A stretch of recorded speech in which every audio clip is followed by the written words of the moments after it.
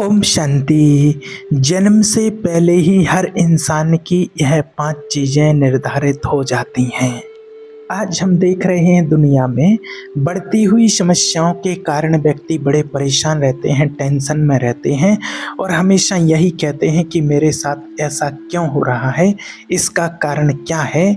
तो आज हम जानेंगे कि व्यक्ति का जब जन्म होता है तो जन्म से पहले ही उसके जीवन की कौन-कौन सी चीज़ें हैं जो निर्धारित कर दी जाती हैं कि उसको वो चीज़ें मिलना ही है। और आज हर कोई ये जानने को इच्छुक रहता है कि जो मेरे भाग्य में है या जो मेरे साथ हो रहा है, तो क्या ये पहले से ही निर्धारित कर दिया जाता है? क्या भाग्य का लेख कभी नहीं मिटता है? क्या जो भाग्य में लिखा है वही होता है? तो आज इस विषय को समझते हैं। देखिए, अगर शास्त्रों के अनुसार देखा जाए तो कहा जाता है कि जो भाग्य में लिखा है, भाग्य का लिखा कभी नहीं मिटता है और वो एक न एक दिन होकर के ही रहता है।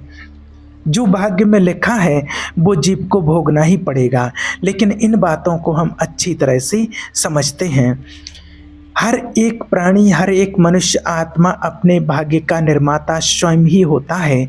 आपके भाग्य का निर्माता कोई और नहीं है, आपने स्वयं ही अपने भाग्य का निर्माण किया है।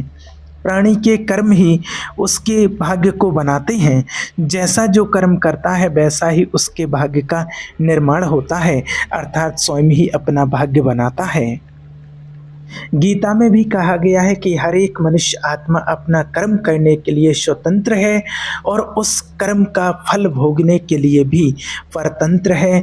जो जैसा कर्म करता है उसके अनुसार उस आत्मा को उसका फल मिलता है।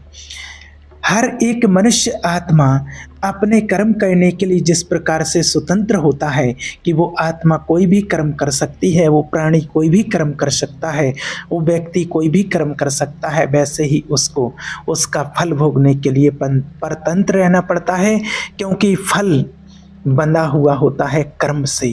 जब तक उस किसी कर्म का जब तक उसको फल ना मिल जाए तब तक वो फल उसका पीछा नहीं छोड़ता है। वो अच्छा हो या बुरा हो, पाप हो या पुण्य हो, उस फल को उसको भोगना ही पड़ेगा। जैसा कर्म होता है वैसा ही प्राणी को फल प्राप्त होता है। तो इसी प्रकार पिछले जन्मों में किए गए कर्मों के अनुसार ही वर्तमान में हर एक प्राणी का भाग्य या दुर्भाग्य बनता है। इसलिए कहा जाता है कि हर एक मनुष्य आत्मा को, हर एक प्राणी को अच्छे कर्म करना चाहिए, पुण्य कर्म करना चाहिए, क्योंकि आप जो अभी पा रहे हैं ये आपके पूर्व जन्मों की हुई खेती आपके द्वारा है और अभी जो आप कर रहे हैं ये भविष्य में आपका प्रारब्ध बन कर के आपके सामने आएगा। मनुष्य के शरीर को ही मोक्ष का द्वार माना गया है कि वो इतने अच्छे पुण्य कर्म कर सकता है कि उसको मोक्ष मिल सकता है। वो आत्मा ईश्वर को प्राप्त हो सकती है, भगवान को प्राप्त कर सकती है अपने पुण्य कर्मों के द्वारा। परोपकार करके, अच्छे पुण्य कर्म करके, अच्छे श्रेष्ठ कर्म करके हर एक मनुष्य आत्मा अपने जीवन को श्रेष्ठ बना सकते हैं और ईश्वर को प्राप्त कर सकते हैं। पुनरपि जननम पुनरपि मरणम पुनरपि जननी जठरे सहना। ये संसार, अर्थात कहा जाता है कि बार बार जन्म लेना, बार बार मृत्यु को प्राप्त होना, बार बार माता के गर्भ में आकर के सहन करना, अर्थात कहने का भाव है कि माता के गर्भ में भी अत्यंत भयंकर पीड़ाओं को सहना पड़ता है, क्योंकि माँ के गर्भ में भी शिशु को बहुत कष्ट मिलता है। जो जो भी उसने कर्म किए होते हैं वो सारे कर्म उसको वहाँ पर दिखाई देते हैं और उन कर्मों का बहुत कठोर दंड मिलता है। माँ के जो गर्भ में जो बच्चा होता है उसकी असहनीय पीड़ा होती है और उस पीड़ा से वो दुख को, दर्द को झेल नहीं पाता है। एक झिल्ली में लिपटा हुआ एक शिशु जिसकी कितनी कोमल त्वचा है और ऐसे में उसको इतना कष्ट होता है, इतना कष्ट होता है वो उल्टा लटका हुआ रहता है और उसको बहुत तड़पन होती है और वो कहता है कि अगर इस दुनिया का कोई भगवान है तो मुझे एक बार इस गर्भ से बाहर निकाले और अब मैं कोई ऐसे कर्म नहीं करूँगा जिसका मुझे कभी ऐसा दंड भोगना पड़े। और इधर में क्या होता है, माँ को उस टाइम पर खट्टा मीठा खाने की लालसा होती है, कहीं खट्टा खाते हैं, कहीं कुछ खाते हैं, कहीं कुछ खाते हैं। तो इसलिए होती है वो लालसा कि वो ऐसे पदार्थ जब वो खाएंगी तो अंदर जब वो जाएगा तो बच्चे को और दर्द होगा और कठिनाइयाँ होंगी, उसको और सहन करना पड़ता है। इसीलिए कहा जाता है कि संसार से पार होना बहुत ही कठिन है। इसलिए आप पुण्य कर्म करो, परमात्मा का ध्यान करो, भगवान को याद करो, तो आप इस पाप कर्मों से मुक्त हो जाएंगे। इसीलिए कहा जाता है कि लोक कल्याण परोपकार के कार्य करो, दया करो, पुण्य करो, धर्म करो और अच्छे कर्मों के साथ ही ईश्वर की भक्ति, ईश्वर का ध्यान हर एक मनुष्य आत्मा को करना चाहिए। तभी पाप कर्मों से मुक्ति मिल सकती है। और कहा भी जाता है कि कर्म तो प्रधान होता है और कर्म से ही मनुष्य का जो भविष्य होता है वो बनता और बिगड़ता है। कर्म के अनुसार भाग्य को बदला जा सकता है। जैसा आप कर्म करते हैं तो अपने कर्म से आप अपने भाग्य का निर्माण स्वयं ही कर सकते हैं, अपने भाग्य को स्वयं ही बना सकते हैं। परंतु कई लोग ऐसा भी कहते हैं, ये भी कहा जाता है कि हमें कर्म का फल तुरंत क्यों नहीं मिलता है, या फिर कहते हैं पिछले जन्मों का कर्म फल हमें इस जन्म में क्यों मिलता है। पिछले जन्मों का कर्म फल पिछले ही जन्म में मिल जाना चाहिए, अभी क्यों मिला है। तो इन सभी सवालों का जवाब आपको पहले भी एक वीडियो में दे चुके हैं और जो देखना चाहते हैं तो वो उस वीडियो को देख सकते हैं। क्योंकि देखिए कुछ कर्म ऐसे होते हैं, आज भी हम जो यहाँ पर कोई भी कर्म करते हैं, कर्म की जो खेती होती है, खेती ही मान लीजिए, तो कोई जब हम खेती में कोई बीज बोते हैं तो कुछ फसल ऐसी होती है, कुछ सब्जियां, कुछ फल ऐसे होते हैं कि वो जल्दी आ जाते हैं। कोई आप फसल लगाएंगे, गेहूं बोएंगे, वो 2-3 महीने में, 4 महीने में पक कर के तैयार हो जाएगा। आप कुछ और सब्जियां लगाएंगे, वो 2-3 महीने में आ जाएंगी। तो आपने अभी कर्म किया, 2-3 महीने के बाद उसका आपको फल मिल गया। कुछ कर्म ऐसे होते हैं, कोई फल ऐसे होते हैं कि आप अभी लगा रहे हैं, वर्षों के बाद आएंगे। और कई चीज़ें ऐसी होती हैं, आपने अभी जैसे बीज बो दिया है और आप रहें ना रहें, लेकिन उसका फल एक ना एक दिन जरूर मिलेगा, जरूर निकलता है। कोई कोई बीज ऐसे होते हैं, बड़े बड़े झाड़ जन के होते हैं। तो कहने का मतलब है कि कुछ कर्म ऐसे होते हैं जो हमने अभी कर्म किया, 2-4 दिन के बाद उसका फल मिल जाता है। कुछ कर्म ऐसे होते हैं जो अभी हमने कर्म किया है और इस जन्म का इसी जन्म में मिल जाएगा, 2, 4, 6, 8 महीने, साल, 2 साल में। लेकिन कुछ कर्म ऐसे होते हैं कि जिनका फल हमें तुरंत नहीं मिलता है, वो अगले जन्म में मिलता है। इसको अगर आपको विस्तार से जानना है तो कर्म फल का एक वीडियो बना चुके हूँ, उसको आप देख सकते हैं। तो चलिए अब जानते हैं कि हमारे भाग्य में पहले से ही क्या क्या लिखा हुआ होता है जिसे बदला नहीं जा सकता है। तो देखिए हमारे भाग्य में जो लिखा जाता है तो उसमें से जो बदला नहीं जा सकता है, तो उसमें से सबसे पहला है आयु, अर्थात उम्र। हमारी जो एज होती है, उम्र। जब कोई शिशु अर्थात कोई प्राणी, आत्मा जब अपने माँ के गर्भ में होती है तभी उसके भाग्य का निर्माण कर दिया जाता है। जन्म के पूर्व ही उसकी आयु को निर्धारित कर दिया जाता है। किस प्राणी का जीवन काल कितना होगा, कितने समय तक किसको कहाँ रहना है, किसको कितने समय तक माता पिता के साथ रहना है, फिर उसके बाद माता पिता के अलावा किसको हस्बैंड वाइफ के साथ में रहना है, फिर किसको अपने बच्चों के साथ में कितने समय तक रहना है। ये सारी चीज़ें पहले से ही फिक्स कर दी जाती हैं। इसीलिए कहा भी जाता है कि किस प्राणी का जीवन काल कितना होगा। और मृत्यु का समय भी सबका फिक्स होता है।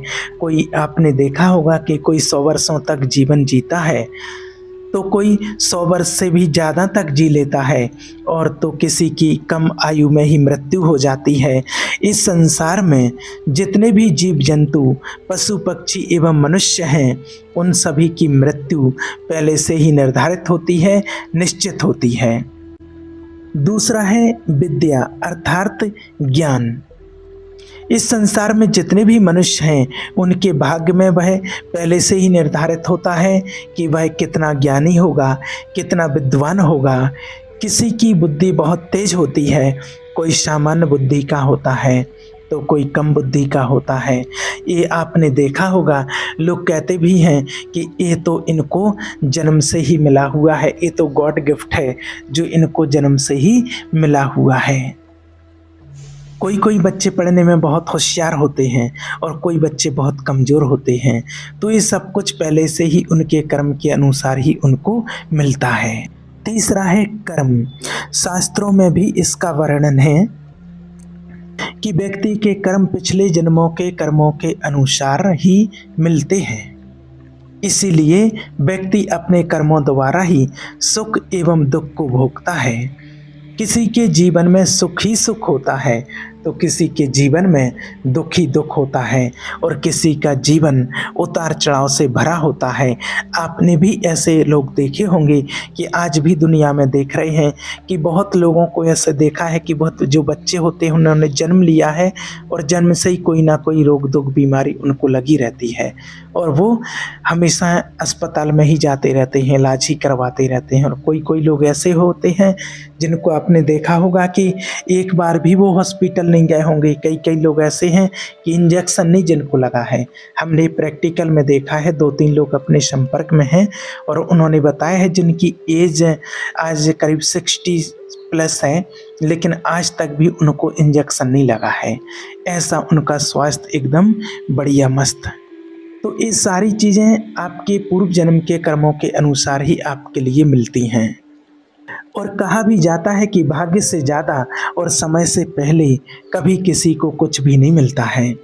चौथा है धन संपत्ति। व्यक्ति को अपने जीवन काल में कितना धन संपत्ति प्राप्त होगा ये पहले से ही तय कर दिया जाता है। कोई जीवन भर कमाता रहता है तब भी उसे जीवन में बस उसकी गुजर बसर ही हो सके, बस उतना ही धन कमा पाता है। कोई इतना धन कमा लेता है कि उसकी आने वाली पीढ़ियों के लिए भी वह पहुंचता रहता है, इतना धन उनके पास होता है। किसी को अकस्मात धन संपत्ति की इतनी प्राप्ति हो जाती है तो किसी को पूर्वों द्वारा निर्मित की गई या बिना मेहनत के ही संपत्ति मिल जाती है। वर्तमान समय में जिन्हें आप धन संपत्ति से पूर्ण देख रहे हैं उन्होंने अवश्य पिछले जन्म में दान किया था, परोपकार किया था, अच्छे कर्म किए थे, पुण्य कर्म किए थे, परमात्मा को याद किया था, दान धर्म किया था, अच्छे कार्य में अपना पैसा लगाया था, अच्छे पुण्य कर्म किए थे, तो वो आज मज़े कर रहे हैं। और जो आज गरीबी में जी रहे हैं, जिनका घर नहीं बन पा रहा है, जो रेंट पे ही रहते हैं, उनका भी कोई ना कोई कारण जरूर होता है। पिछले जन्मों के कर्म उनके सही नहीं होंगे।